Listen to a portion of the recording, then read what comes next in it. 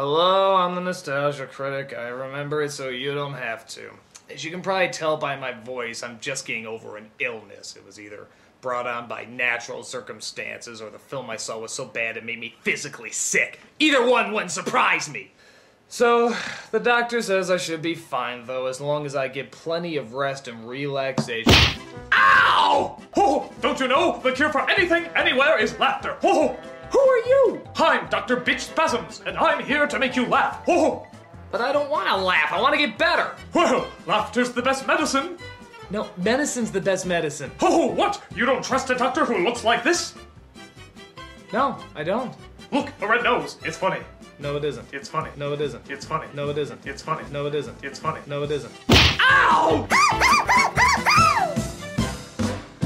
Yeah, it's Patch Adams, everybody.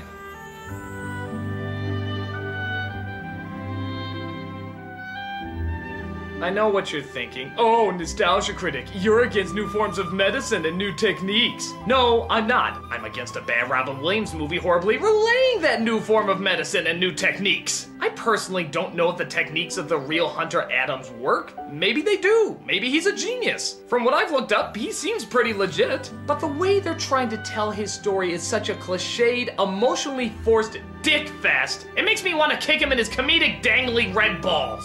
So let's see how much based on a real story can get away with. This is Patch Adams. So how is the raunchy Williams going to make his entrance in this film? Oh wait, is this the actually funny Robin Williams or the shoving inspiration down your throat until you puke Robin Williams? Cue the piano. We see Patch checking himself into a mental institution because he's suicidal. Now, is it me, or would they put the suicidal person in a less threatening, holy shit, I want to shoot myself location than this? We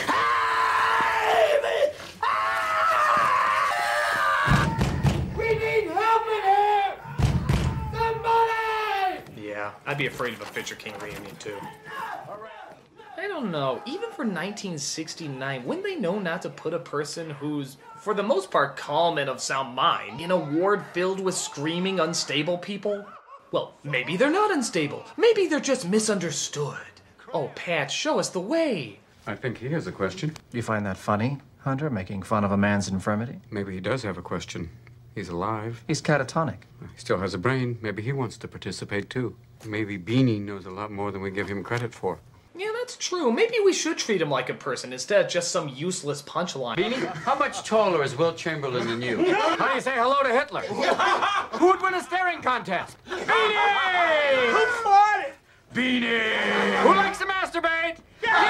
Our healer, everybody! When he's not done making fun of what's wrong with you, he goes down to the orphanage to mock the kids with no parents. Oh, wait, that's right. Adams is the hero because the big bad establishment doesn't want people laughing.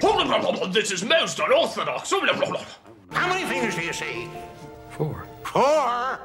Another idiot. He also befriends a brilliant mind that went crazy a few years ago. But, of course, Patch connects with him. How many do you see? There are 4 fingers, Arthur. No. Look at me. You're focusing on the problem. If you focus on the problem, you can't see the solution.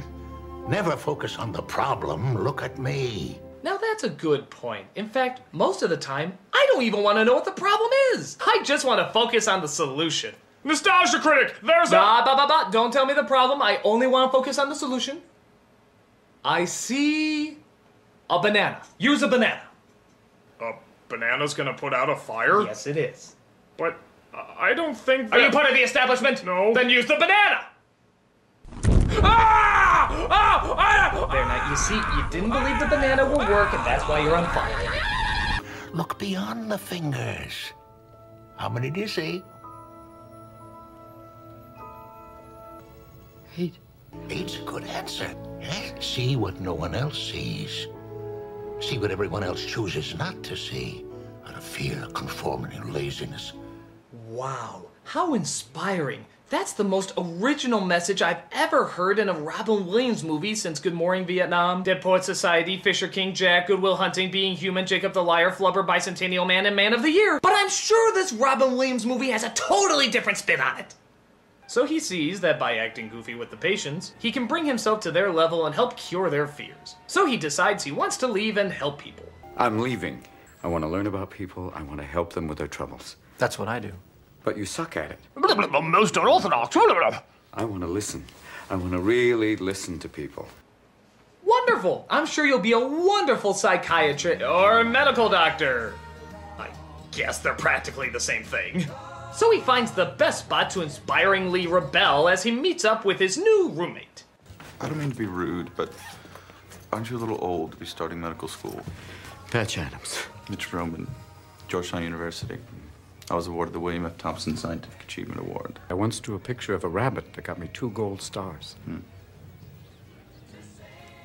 I hope you in no way emotionally change me by the end of this film. But there's even more of the evil establishment to battle. Like the evil doctor who tries to teach everybody to never get emotionally involved with their patients. He trusts you the way a child trusts. He trusts you to do no harm. I'm sure she's not the love interest. Human beings are not worthy of trust. It is our mission here to rigorously and ruthlessly train the humanity out of you and make you into something better. We're gonna make doctors out of you. Mercy is for the weak. Here, on the street, in competition. A man confronts you, he's the enemy. An enemy deserves no mercy. So Patch tries to make a move on the obvious love interest, but sadly, like most of the people in this movie, her dialogue is nothing but a walking character introduction for the trailer. Lesbian, ballbuster, airhead, leech, whichever one of these disgusts you the most, take your pick. Please, pass the word. I'm not here to date. I am not here to flirt. I'm here to study. Okay, remember in my Haunting review how I said the 90s had a certain way of writing homosexuals? Well, they had a certain way of writing women, too. Women in the media for so long were always the emotional support, the damsels, the smiling pretty faces. So in the 90s, there was a desperate need to change that. Oh, not by making them a pretty, fuck, we wouldn't do that. But we suddenly made them cold, bitter, confrontational, and overly strong. To go out of their way to show that they're not those old emotional stereotypes, and instead make way for new emotional stereotypes. For you see, in every 90s film, the woman behind this strong, independent wall that won't let anybody in is a sad little bunny rabbit that will eventually let down her defenses and reveal a tragic backstory. So you see, she wasn't a strong, confident worker just because she was a strong, confident worker. Deep down, she just wants to be held like any other fragile woman. Oh, I don't want to think, I just want to be loved! So Patch wants to lower her defenses and get through to her insecurity, even though he's clearly the king of masking insecurity himself. But we don't want to lower his defenses because he makes us laugh. And that excuses everything in this movie. And I'm not kidding. Look at his rationale of acting like a jackass in medical school. The goal will be to break through program response by changing normal parameters and getting a new emotional response from the person. Hello. Hi. I don't get it. Hi is a programmed response. I reached her. You scared her. No. Wait. Wait for it. Oh, you're nuts. A smile. Oh yeah, that's a rational response, and not some contrived screenwriting device. Ow! Oh, you see? I connected with you. No you did, you hit me in the face! Wait for it.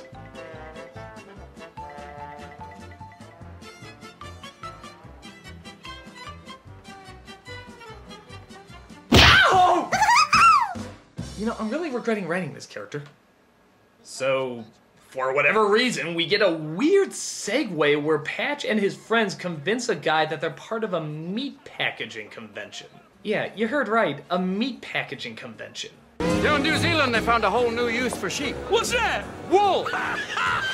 Oh yeah, I can clearly see that this movie is going to represent people in an accurate and realistic manner. No stereotypes or manipulative portrayals here. This movie's like watching real life. Proud of my meat, and I know you're proud of your meat. Whip it, zip it, and send it out. Alright, so we spent 3 damn minutes in this place just to realize, what? That if he wears a doctor's coat, he can fool people into thinking he's a 3-year student. Okay, movie, did you just make a bet that you could somehow work a meat packaging convention scene in there somehow? Here we have a juvenile onset diabetic with poor circulation and diabetic neuropathy. As you can see, these are diabetic ulcers with lymphedema and evidence of gangrene. Consider antibiotics, possibly amputation. What's her name? Name? I was just wondering the patient's name. Marjorie. Hi, Marjorie. Alright, are you telling me that years and years of medical research and we never put together until the early 70s that there's a difference between not being emotionally involved and not being a dick? Who would talk that way in front of a patient, even back then? It's called bedside manner. That existed before Patch Adams. I mean, this kind of misrepresentation is just giving him all the more reason to do stupid things like... Oh, I was in a mental ward. Can you tell?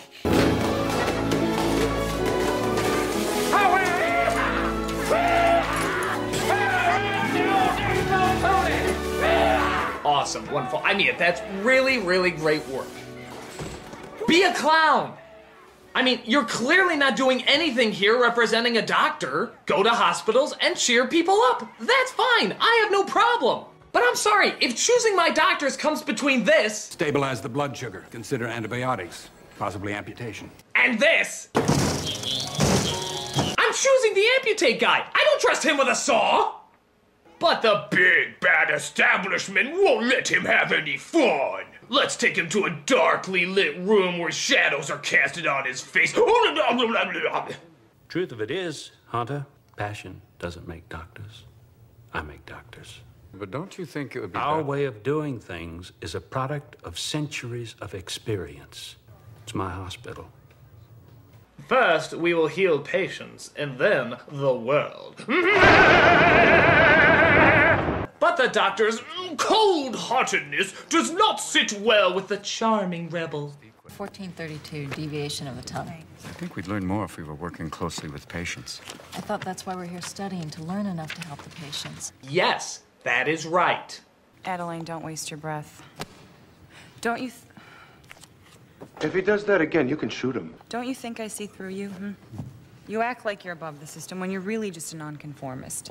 You have to get under the fingernails of any authority figure that crosses your path as a way of dealing with some insecurity. That is correct! That is correct! Please hand over the rest of the movie to her. Clearly, she should be the focus. Listen, can we get back to the tongue, please? What if a doctor becomes emotionally involved with a patient? What is wrong with that? Does a doctor explode? No. You know what I'm gonna do? You know, I'm gonna take that scene, I'm gonna put it away, and I'm going to save it for later. Because trust me, that scene is really gonna stab this movie in the ass later. No, it's okay, you'll get your chance. No, don't touch anything out there. No, don't touch that! Bad scene! That's a bad scene! So acting kooky to entertain patients is one thing, but fuck it. Patch wants to act like an ass full time! So he goes around to all the students who are not sick and annoys the living shit out of them. Even when they're in the middle of taking a test. Donner, party of 50? Donner, party over here! You know, if I stab you, will you promise me that you will not only die, but it will hurt?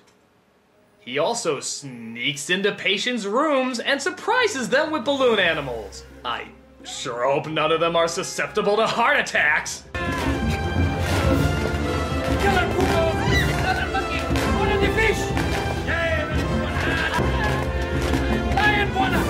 Oh, and thank God sleep isn't important to any of the other patients in this ward. It's not like they put them in those beds overnight to get rest. No. It's to watch people have mental breakdowns with balloon animal safaris. This is my way of telling you you have cancer! What about you, dear? What's your fantasy? I've always wanted to be in a swimming pool full of noodles, wall to wall and top to bottom. An entire pool full of noodles. Look up Japanese porn. I'm sure you'll find something. But get ready to get pissed off even more. He's actually one of the highest testing students in the school. Yeah, what the hell? We've never seen him study in this film or do anything resembling schoolwork, or hell, even doctor work. All he does is act like he's from a mental ward. Oh, wait, he was from a mental ward! You told Wolcott I cheated. Look, cut the crap, Hunter. I live with you. I know how much you study, or I should say don't study. And you do better than me. Give me a break. Okay, this is a good point. Why don't we see him study? In Amadeus, they at least point out that he was raised from childhood to be obsessed with music. That's how he can remember things so well. But nothing here ever gives us a clue as to why he never studies and yet gets good grades. For all we know, he could be cheating. They never give us another explanation. But apparently the teacher trusts him enough to handle the welcoming committee for a group of visiting gynecologists. This year, I have chosen Adams. Hunter, there's a detailed list of instructions in my office. Oh, and the auditorium could use a good cleaning. Yeah. Tell me, Professor, how did you come to that brilliant logical conclusion? I'm sure absolutely nothing will go wrong and no comedic possibilities will come from this. Whoa! Welcome, cold-handed ones. Zach Morris! It's an honor to greet/welcome so many who have touched so many women in such a powerful way. The orthodox levels on this are most So finally, and I mean finally, he gets himself expelled. God, I can't imagine why. Kindly remove your things and vacate the school premises as soon as possible. What for? For asking a group of doctors to have a sense of humor about themselves? No, that wasn't asking, that was forcing. As a comedian, you should know the difference. Bad clown! Why am I such a threat to you, sir? Because what you want is for us to get down there on the same level as our patients. We are not on the same level as them. We are healthy! So he goes to the dean of medicine and like a doofus, he actually lets him back in. That's good. It means he can have an emotional death scene with one of the patients.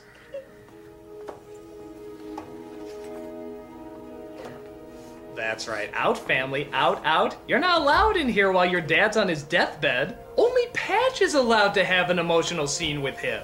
You're so silly for thinking you could do that. Do I see bluebirds singing a song?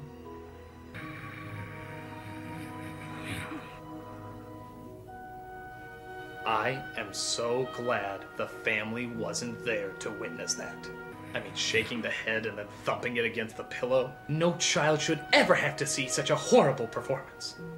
So seeing this somehow gets him thinking about how many people don't have health insurance. So he starts his own hospital in a house to practice medicine without a license and starts seeing patients for free.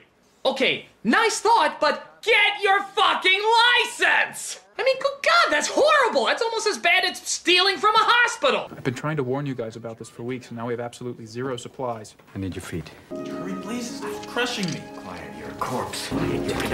Shut up! Ow! Movie, did you even say this part out loud? Your hero is stealing from a hospital? Do you think that would sound good on a movie poster? Patch Adams, he steals from hospitals. I wouldn't see that! No, Wolcott found out about our borrowed supplies. No, borrowing implies you asked, asshole. They also decide they don't need any past history on any of these patients, so scary people like this are allowed in. I thought maybe I'd get some, maybe I'd talk to somebody because my thoughts. Remember this scene also.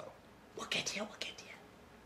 But first, let's bring up that inevitable tragic backstory we were talking about earlier.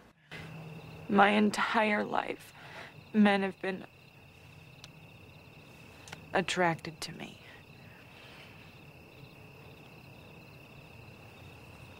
My entire life. Oh. Well, you know what the best cure for that is? A monkey. Laughter's the best medicine! Laughter's the best medicine! I was molested! Oh no, he touched me there, doctor! Are you feeling better? Feeling better? When I was a little girl, I would look out my bedroom window at the caterpillars and turn into these beautiful creatures that could fly away completely untouched. So as you'd imagine, she finally gives in to Patch's charm, discovering that she can trust not only people, but men again. Just at the time when the crazy man from before claims he needs help from her. Come in. I really can't stay very long. I just wanted to see how you were doing. And we don't want to be late.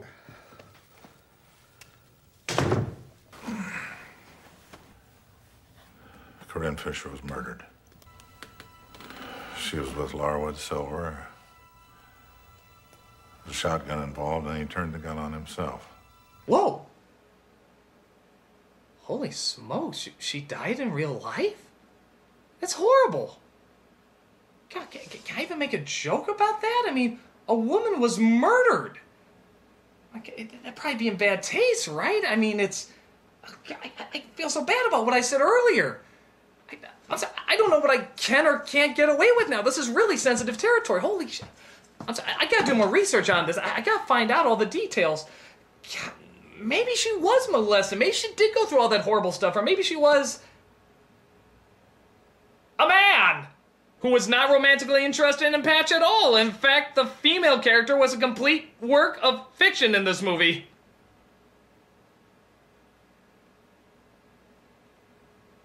Okay, movie, come here. Come here, movie. Come here. You're getting a whooping, movie. You're getting a whooping, movie. Come here. Come here. Where are you? Where are you? No. It's a bad movie. It's a bad movie. I'm so ashamed of you. Bad movie.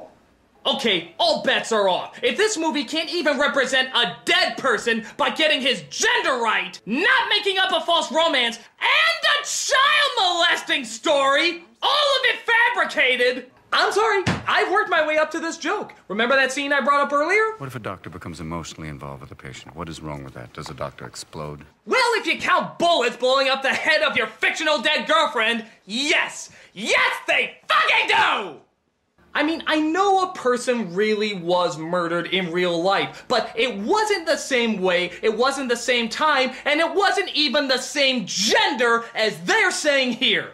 And what is so strange about this is that it totally proves why the method they're so poorly trying to convey to us wouldn't work. People do make bad choices when they're emotional, and bad things do happen. Again, the real teachings of the real Hunter Adams are much smarter than this. And by trying to simplify it to such a disgusting, fictionalized degree is absolutely horrible. Let me tell you something, movie. Maybe you should have been emotionally invested when you were representing the life of a man, his theories, his friends, his real-life practices, and his actual hard work. Fuck you!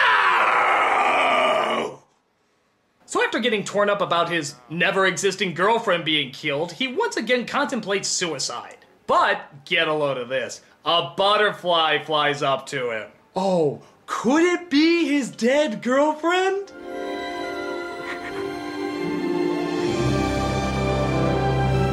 Well, I guess it is, seeing how the vomit-inducing happy music is playing louder than a Full House episode. I guess this means he can go back and start working with patients again, including giving that crazy lady her swimming pool full of noodles. This calls for that whimsical Robin Williams yell that can only be played over sappy emotional music.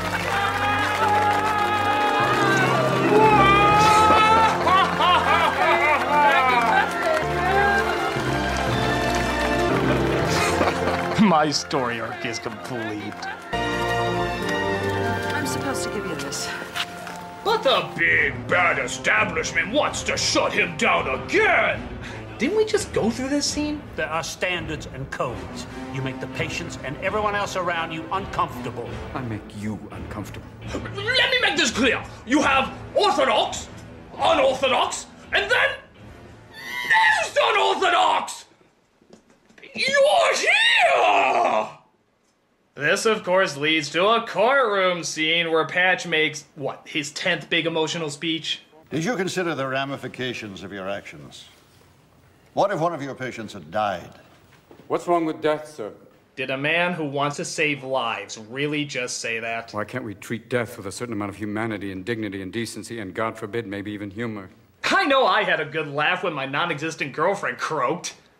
He keeps making his speech, and I swear to God, he uses all these cliched lines. As God is my witness. As God is my witness. Then I'm guilty as charged. Then I am guilty as charged. I've lost everything, but also gained everything. I've lost everything, but I've also gained everything. You can't control my spirit. You can't control my spirit. And the best damn doctor the world has ever seen. The best damn doctor the world has ever seen. Oh wait, you forgot, you complete me and love means never having to say you're sorry.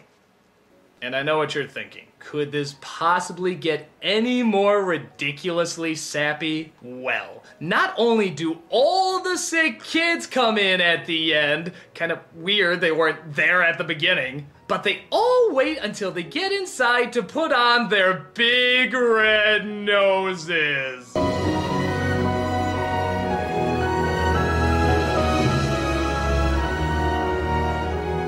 This is all I can do.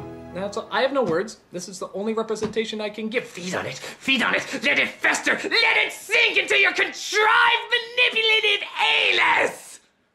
We find your methods less than appealing. Your appearance and your demeanor do not reflect what we believe is necessary to earn a patient's trust and respect. Yeah. However, you openly accuse us of adhering to time-honored practices that for years have been the backbone of the entire medical institution. However, yeah, find no fault in your attempts to improve the quality of life around you, and therefore we find no merit in the decision to block your graduation from medical school. And Dean Walcott, in the future, I think matters like this could best be solved if you yourself would practice a little excessive happiness. Most unorthodox!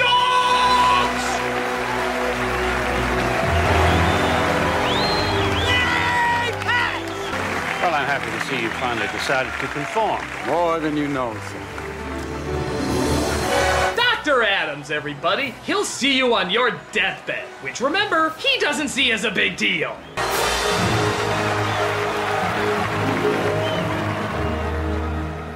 People, this movie is disgusting. If you want to talk about the benefits of emotional interaction with your patients, fine. If you want to talk about new forms of practicing medicine and treating people, fine. But do it as a fucking adult! Not this childish, poorly written, non-factual bullshit! You know what you do? You know what? Don't watch the fictional bad Patch Adams. Watch the real factual Patch Adams. I've looked him up. His work is fascinating, and it goes beyond simply jumping around like a jackass. He's a professional. He takes his patients seriously. He works with each one individually. Every experience is different, and he works hard. And wouldn't you know it, he didn't like this movie very much. He said it portrayed him as just a clown instead of a hard-working doctor who did practice medicine with a license, did not steal from a hospital, and had a male best friend who sadly lost his life and was not just a cheap romantic foil. When you've had a fairly simple film made of your life by a person a foot shorter than you, people still feel they have a sense that they know you. Look the guy up. Donate to his hospital if you want. Just don't believe anything in this shit. Fuck, shit, fuck. Oh, you conformists! Don't you know that the answer to anything is... Don't worry, he's not a reoccurring character. I'm the Nostalgia Critic. I remember it, so you don't have to. Oh!